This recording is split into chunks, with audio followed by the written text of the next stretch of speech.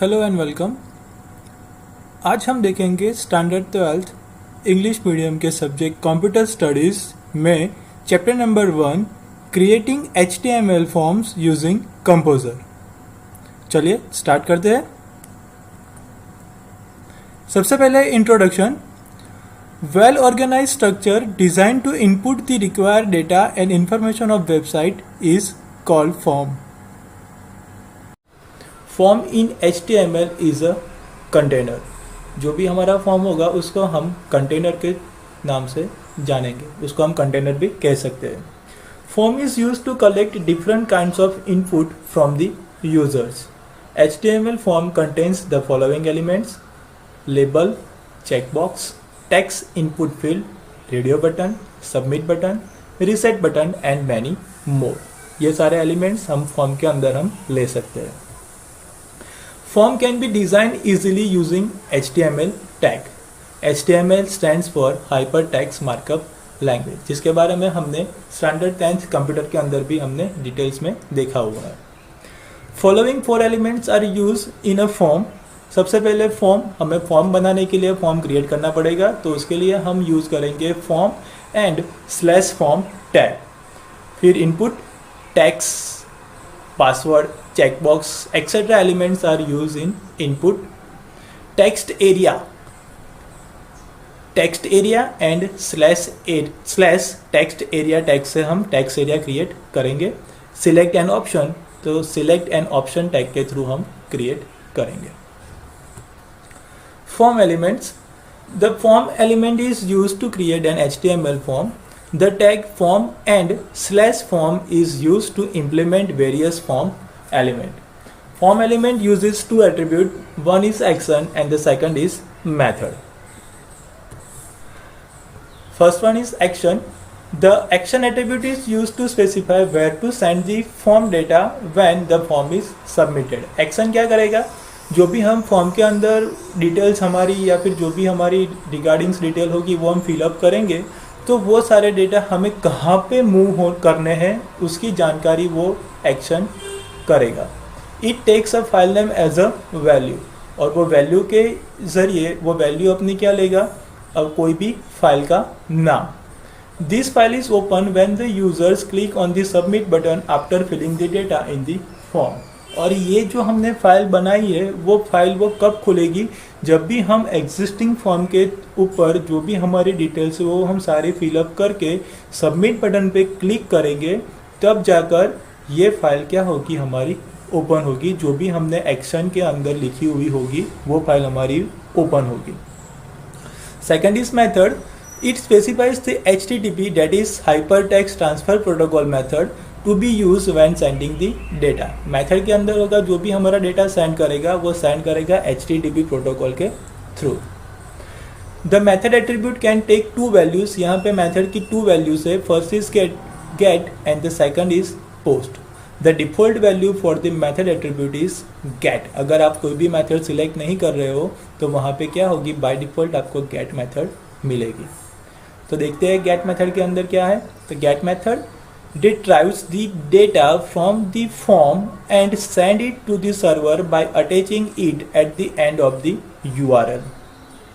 जो भी हमारा डेटा हमने फॉर्म पे फिलअप किया होगा वो सारा डेटा URL के साथ सर्वर पर क्या होगा, सेंड होगा। The get method allows only a limited amount of information to be sent at a time.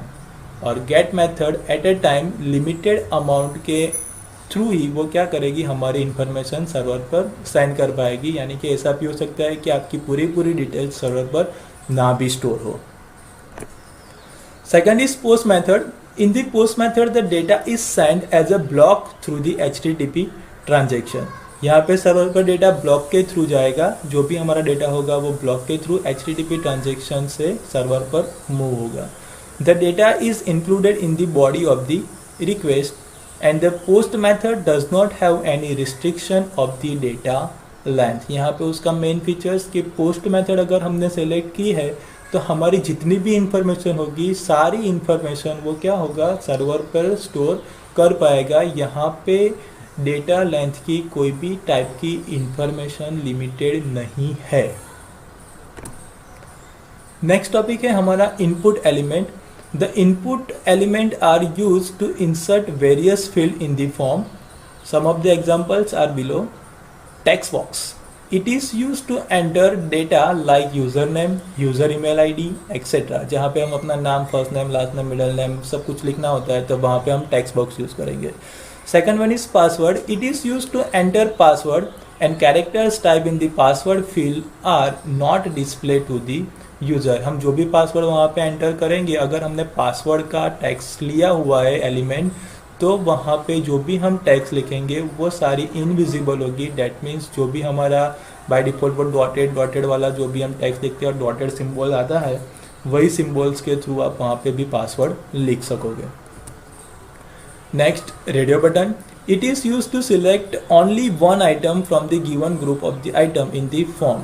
जहाँ पे भी आपको एक ही ऑप्शन सिलेक्ट करना हो तो वहाँ पे आपको रेडियो बटन यूज़ करना पड़ेगा। फॉर एग्जांपल जेंडर में मेल या फीमेल में से कोई भी एक यूज़र आइदर मेल होगा या फिर फीमेल होगा, तो आपको वहाँ पे दोनों में से कोई भी एक ही सिलेक्ट करना होगा, तब आप जाके रेडियो बटन यूज़ कर सकोगे। Checkbox, it is use to select one और more items from the given group of item in the form. जहाँ पे भी आपको मल्टीपल ऑप्शन सिलेक्ट करने हो या फिर मल्टीपल चॉइस सिलेक्ट करनी हो, वहाँ पे आपको चेकबॉक्स सिलेक्ट करना है। फॉर एग्जांपल हॉबीज़ आपकी मल्टीपल हो सकती है।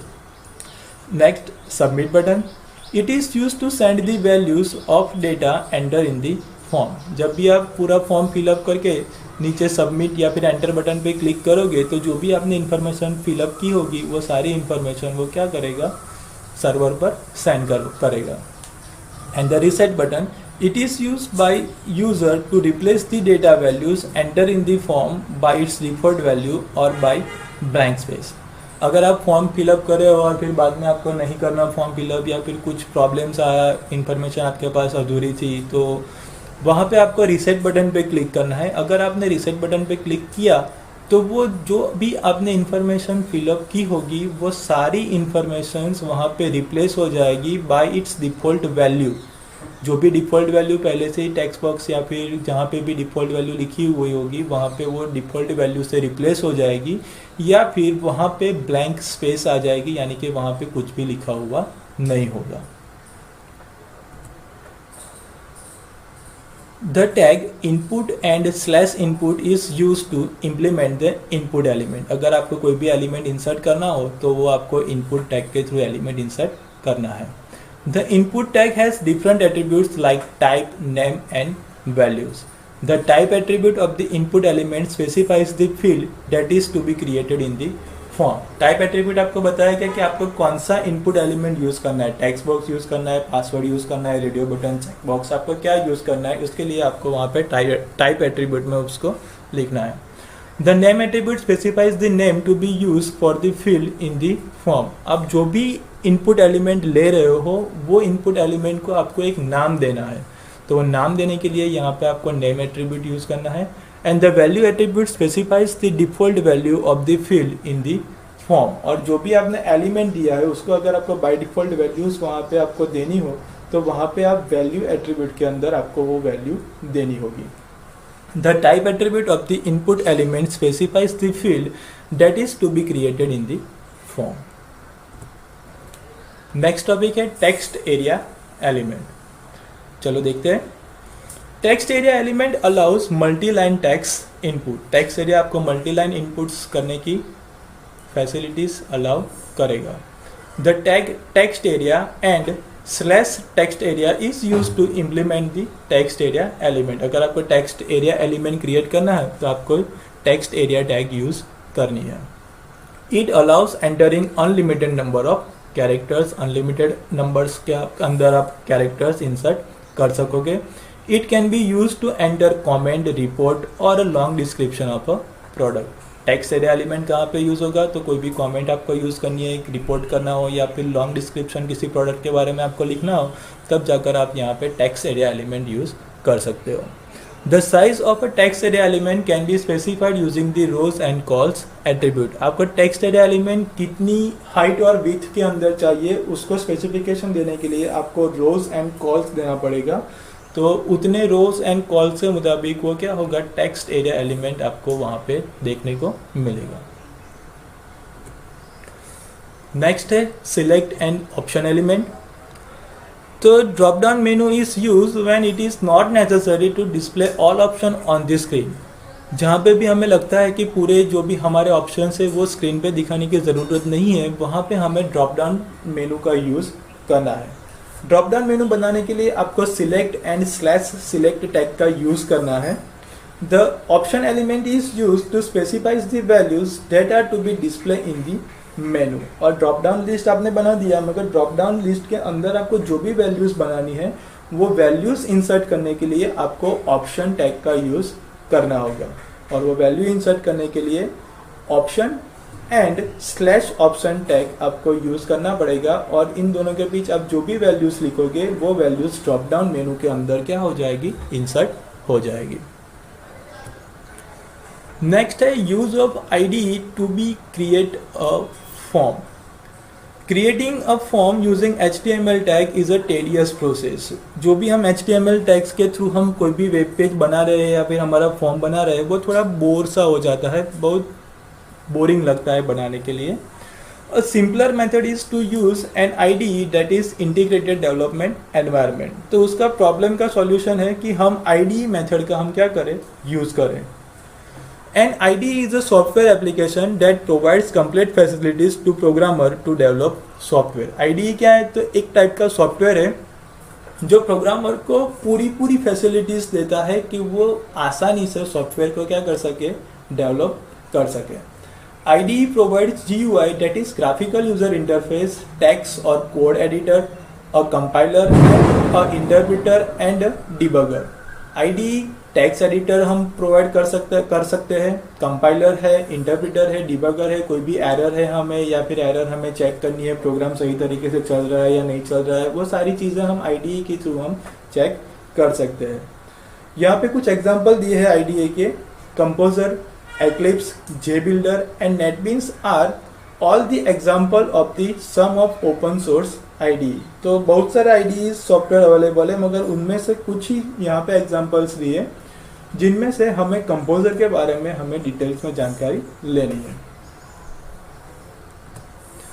देखते हैं कंपोजर क्या है। Introduction to composer. Composer is a free open source web development IDE। ये कंपोजर आपको फ्री में आप किसी भी ऑनलाइन वेबसाइट पे से वहाँ पे डाउनलोड कर सकते हो।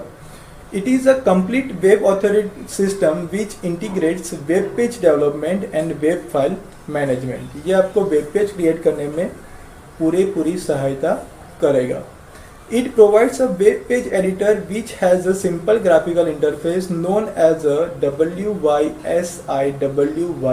that is what you see is what you get।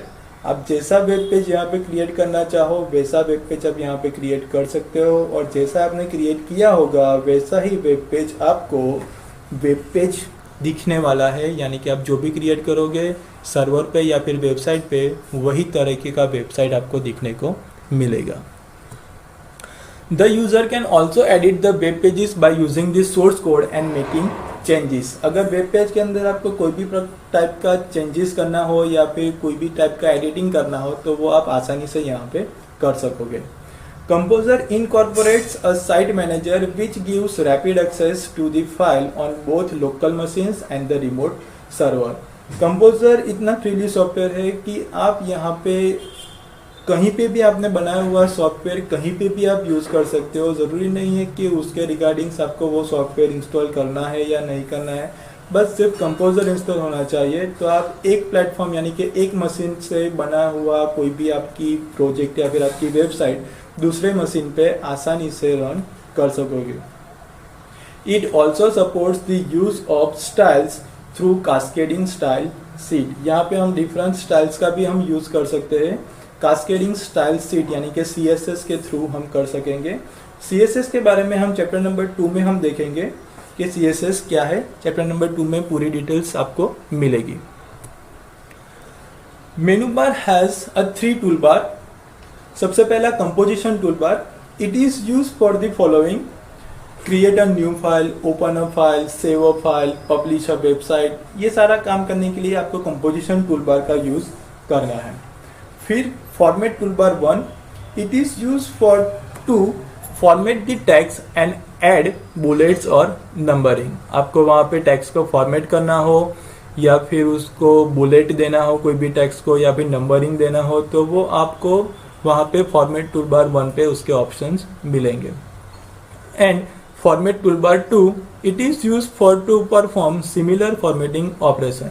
Date is आपको कोई टेक्स्ट को बोल्ड करना है या फिर उसको इटालिक करना हो, उसको टेक्स्ट को अंडरलाइन करना हो, या फिर हमने कोई भी डिटेल्स लिखी हो उसको सेंटर में लिखना है, यानी कि सेंटर जस्टिफाई करना हो, लेफ्ट राइट करना हो, तो वो सारी चीज़ करने के लिए आपको फॉर्मेट टूल बार 2 के अंदर आपको ऑप्शंस मिलेंगे। There are 2 panes in the center of the composer window. First one is Site Manager.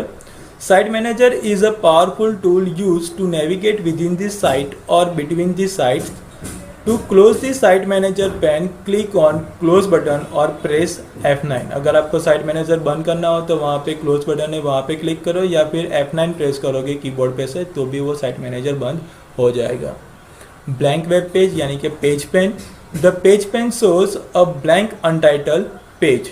वहाँ पे आपको एक ब्लैंक अनटाइटल्ड पेज मिलेगा जहाँ पे आपको अपना फॉर्म क्रिएट करना है। The bottom right side of the window shows edit mode tool bar with 3 viewing mode, और उसके नीचे की साइड पर आपको 3 व्यूइंग मोड दिखेंगे। कौन कौन से मोड है हम देखें। First one is normal mode. In normal view, web page along with its table outline is visible and the normal view is very similar to the preview mode। और normal mode आपको वैसा ही दिखेगा जैसा आपको preview mode में देखने को मिलेगा। फिर है second HTML tag। HTML tag views helps those who are familiar with HTML।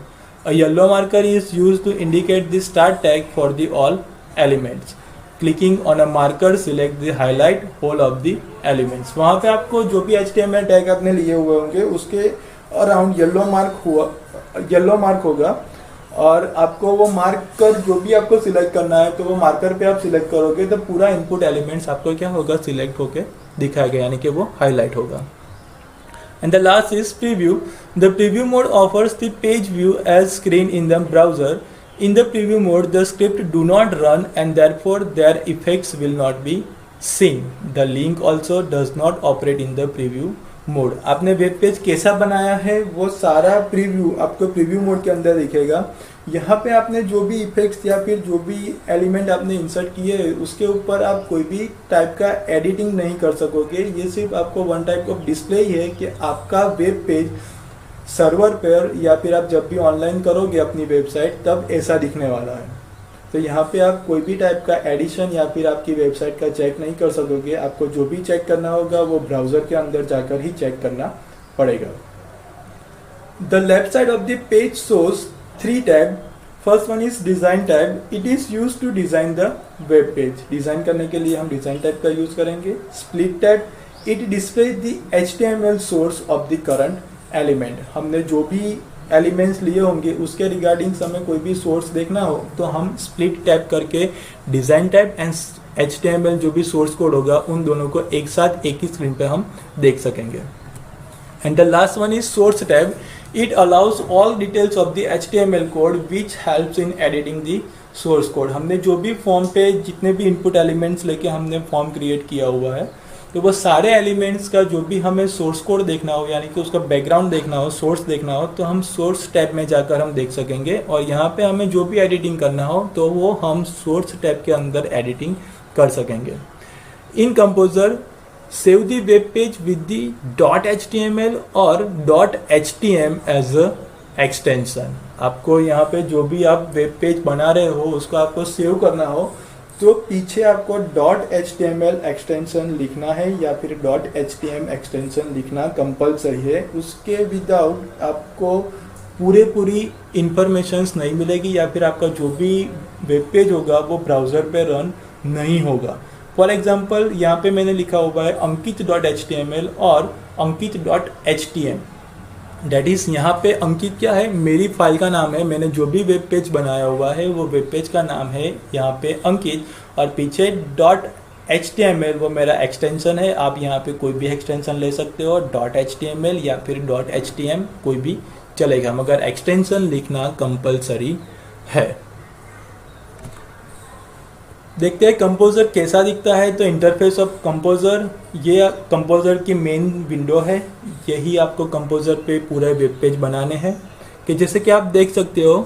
तो यहाँ पे पूरा मेनू बार आपको दिख रहा है, फाइल, एडिट, व्यू, इंसर्ट। यहाँ पे आपका है composition tool bar, new, open, save, publish, कोई भी नई फाइल क्रिएट करनी हो या फिर नया वेब पेज बनाना हो, ओपन, एग्जिस्टिंग वेब पेज आपको ओपन करनी हो, जो भी आप बना रहे हो उसको आपको सेव करना हो, वेब पेज को पब्लिश करना हो, तो वह सारा काम आप यहाँ से कर सकते हो। फिर यहाँ पे है आपका फॉर्मेट टूल बार 1, जहाँ पे भी आप टेक्स्ट के रिगार्डिंग्स बुलेट्स या फिर उसको अलाइनमेंट यहाँ पे आप ले सकते हो। एंड ये है आपका फॉर्मेट टूल बार 2, जहाँ पे आप bold, italic, underline, similar text के रिगार्डिंग आपको जो भी फॉर्मेटिंग करनी हो वो फॉर्मेटिंग भी आप यहाँ पे फॉर्मेट टूल बार 2 पे कर सकते हो। यहाँ पे लेफ्ट साइड पे आप देख सकोगे साइट मैनेजर आपको दिया गया है। यहाँ पे नीचे स्टेटस बार है जहाँ पे बॉडी लिखा हुआ है। ये आपका पूरा एक ब्लैंक पेज है जहाँ पे आपको वेब पेज क्रिएट करना है। तो आपको यहाँ पे जो भी वर्क करना है वो वर्क आपको यहाँ पे करना है। नीचे आपको डिफरेंस मोड आपको दिखने को मिलेंगे। यहाँ पे नॉर्मल मोड है, HTML टैग है, सोर्स कोड है और यहाँ पे प्रीव्यू टैग है। यहाँ पे आप नॉर्मल मोड के अंदर जो भी आप बना रहे हो वो सेम डिट्टो यहाँ पे प्रीव्यू टैग में आपको देखने को मिलेगा। तो यहाँ पे आप क्लिक करोगे तो आपको दिखने को मिलेगा कि यहाँ पे आपकी वेबसाइट कैसी दिखने वाली है, उसकी डिटेल्स आपको यहाँ पे प्रीव्यू टैग में मिलेगी। सोर्स कोड में जाकर आप पूरे सोर्स कोड को यहाँ पे क्या कर सकते हो, एडिट करना हो तो आप वहाँ पे जाके एडिट भी कर सकते हो। तो उम्मीद है जो भी डिटेल्स आपको मिली या जो भी जानकारी आपको मिली है वो सारी आपको समझ में आ गई होगी। तो यहाँ पे चैप्टर नंबर 1 हम ओवर करते हैं, यहाँ पे चैप्टर नंबर 1 ख़त्म होता है। तो उम्मीद है जो भी आपको इन्फॉर्मेशन दी गई है वो सारी आपको समझ में आ गई होगी। धन्यवाद, थैंक्स।